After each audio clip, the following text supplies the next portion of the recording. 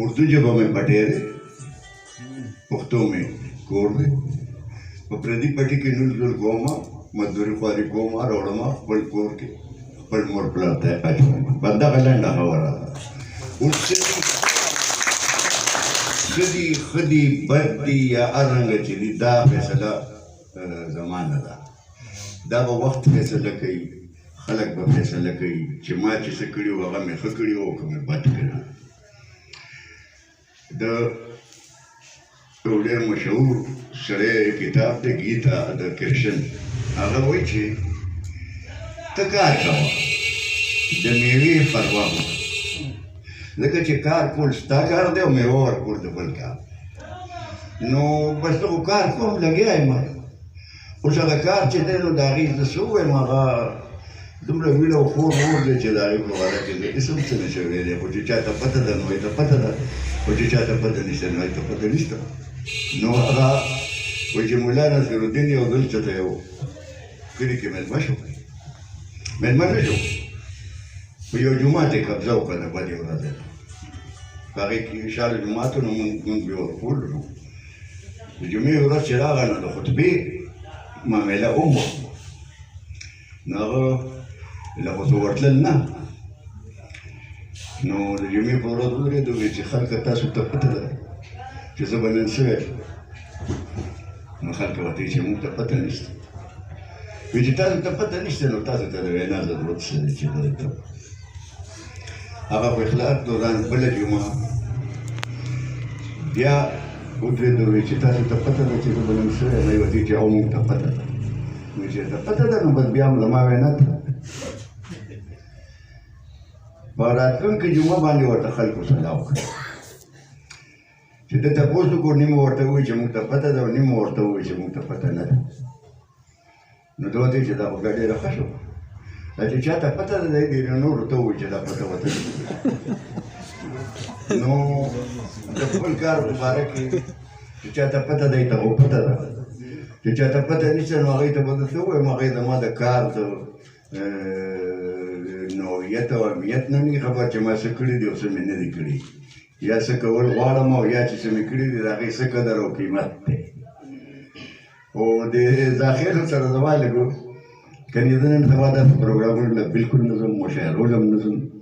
هېڅ چېرته نه ځم، ځکه چې ما ته دا یو څه عجیبه غوندې خبره ښکاري، دا شاعري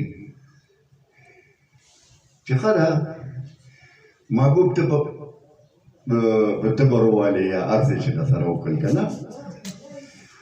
نو دا خو ستا او د هغه ذاتي معامله ده. نو دلته فکر راغلی د هغې جنډې تل وباسې چې ما سره محبوب دا وکړل او ما سره محبوب دا وکړل،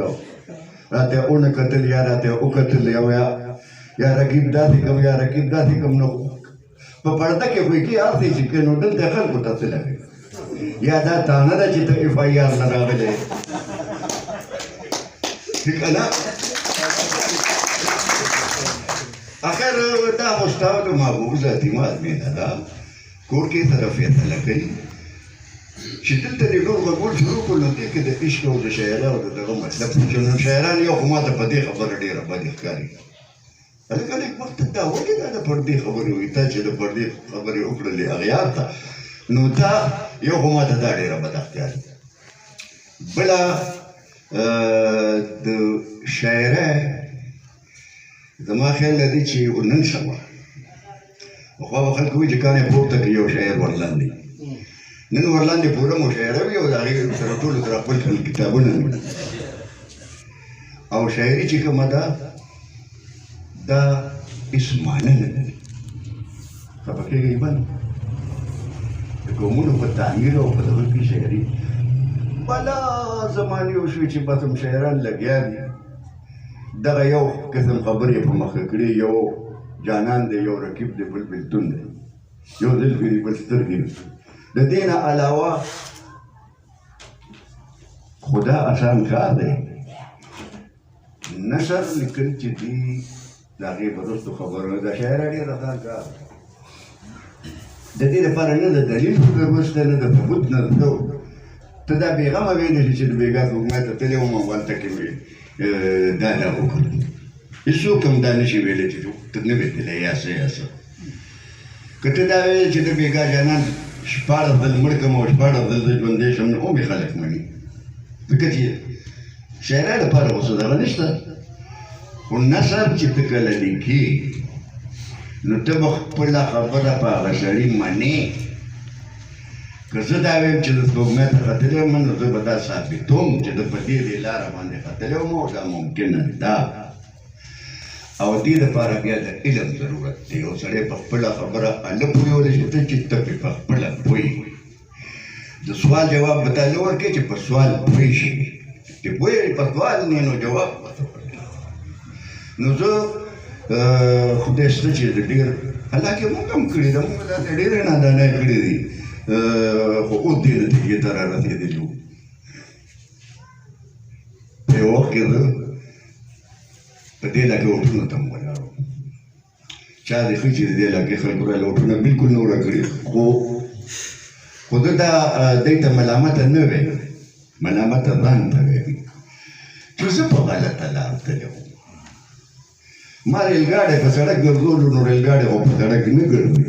خو د اوټونو سره زما څه کار دی او زما د دروغو دغه دنیا سره څه کار دی او د هغه خو د منافقت او د دروغو او د دغه دنیا ده او هغې کې خلک څه غواړي او انسان تر اوسه پورې د خدای نه رضا نه دی چې هغه وله هر څه ورکړي دي نو د بل انسان به څه رضا کړي چې دا که نه چې یاره شکر دی ته ما له ډېر راکړل اوس هم ګوره دا منځونه چې کوي دا دې دپاره نه کوي چې کني یا الله تا ما له ډېر څه راکړي دي شکر دی بلکې دې دپاره کوي چې یا د جنت لالچ دی او یا د دوزخ یاره ده دغه دواړه دې وباسه بیا ته جومات کې ما ته سړی وښیه نو انسان چې دی نو زه په غلط ټریک تللی وم غلطه لاره باندې تللی وم زما هغه لاره نه وه نو که دی اوټونه را نه کړه نو دی ډېر ښه وکړه که را کړی وی او پاس کړی وی نو زه به ډېر په غلطه لار تللی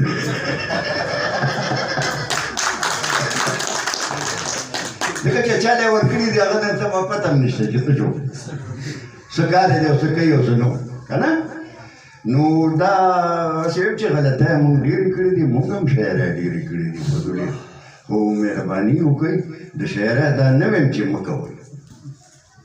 شاعري یو ډېر بهترین شی دی خو په شرط د دې چې په طور د شاعرۍ د فارسۍ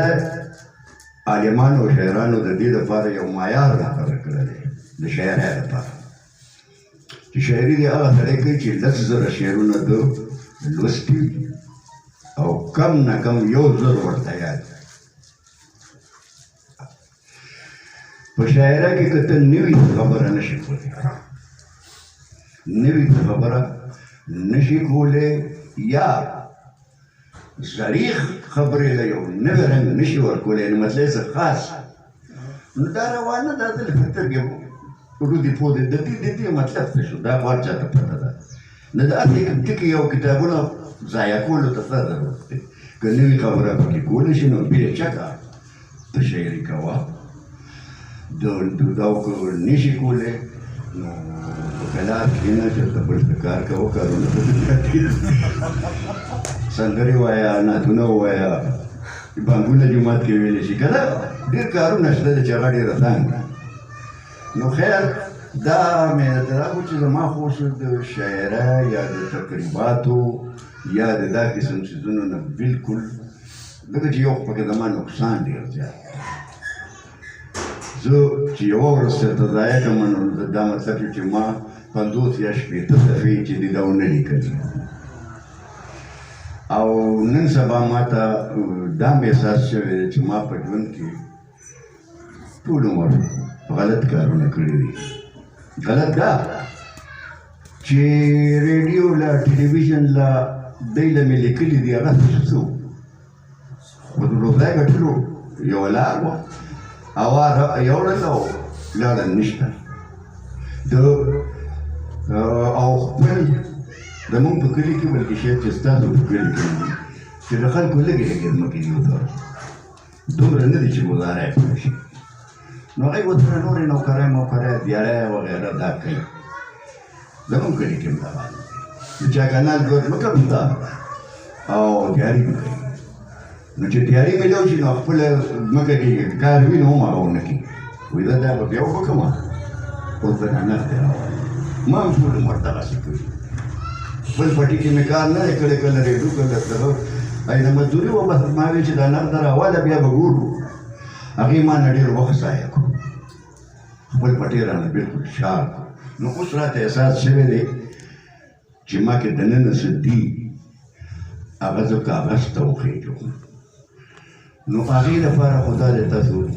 وینئ چې عمر یا مهلت کم دی او کار ډېر دی نو زه اکثر په داسې څیزونو کې نه خاص بازار ته ځم نه بل خوا ته ځم نه ودونو خادو ته ځم نه تقریباتو ته ځم خو دا ظاهر شاه چې دی دومره ورسره دی نو بس ما وی زه راووتو شو نو زه به تاسو ته څه ووایم زه دا نشم ویلی چې تاسو دا وکړئ او دا مه کوئ ځکه چې هغه سړی په دې پوه دی چې زه څه کولی شم او څه نه شم کولی که زه ول هغه ته ویم چې ته ذکر وچلوه او هغه له ذکر چل نه واکړې نو هسې د خبرې ضایع کول دي که نه خو چې دا نصیحت که کوم کار تاسو ښه کولی شئ نو د ښه نه ښه یې کوئ او په نورو بیړو باندې خپې مه ږدئ یوه لار یو طریقه یو کار هغه ښه په اخلاص کوئ باقي خو ما مخکې وویل چې د میوې ورکولو والا چې دی هغه خپل موږ خو نه یو زموږ د موارقو کار ټول دی یو کار کوو هغه میوه چې څوک ورکوي دا هغه کار دی هغه زموږ نه دی نو په دې خبره باندې مې ختم کړو او خپل یو آخري شعر باندې دی نو تاسو خاورې کار دی نو وایي چې بلکې په تمام عمر نه نه پرېږده لګیا دی هغه نشي کولی هغه به د کس ته شروع کړي که خبر شوي چې تاسو شعرونه وایي نه وایي چې دوی د کار خبره رانه ونه کړي نو خیر د شعر یو اخري ویل بلکې دوه ویل د دوو غزلونه یو خو دا چې لا خو د سترګو او د روزو سبقونه وایي لا خو د سترګو او د روزو او د زلفو سبقونه وایو چېرته به وروستو بیا د زړونو نصابونه وایو او لا خو د شګو کوټنۍ لا خو د شګو کوټنۍ په خپلو خپو جوړوو په وړو خپو جوړوو چې کله لوی شي بیا به موږ ورته کورونه وایو او لا خو د لوبو او د جنګ په معنی نه پوهېږو جنګ ته لا لوبې وایي لوبو ته جنګونه وایي او آخري غزل د آخري شعر دی چې برکه د لام لرې کول خو به ډېر وخت اخلي غذا به وروستو کوو اوس لا غزلونه وایو او آخري شعر چې د ځان په باره کې ما ویلی دی چې برق خو تمام عمر د عشق په مدرسه کې تېر کړو برق خو تمام عمر د عشق په مدرسه کې تېر کړو په سپینه ږیره به اوس چرته څه کوي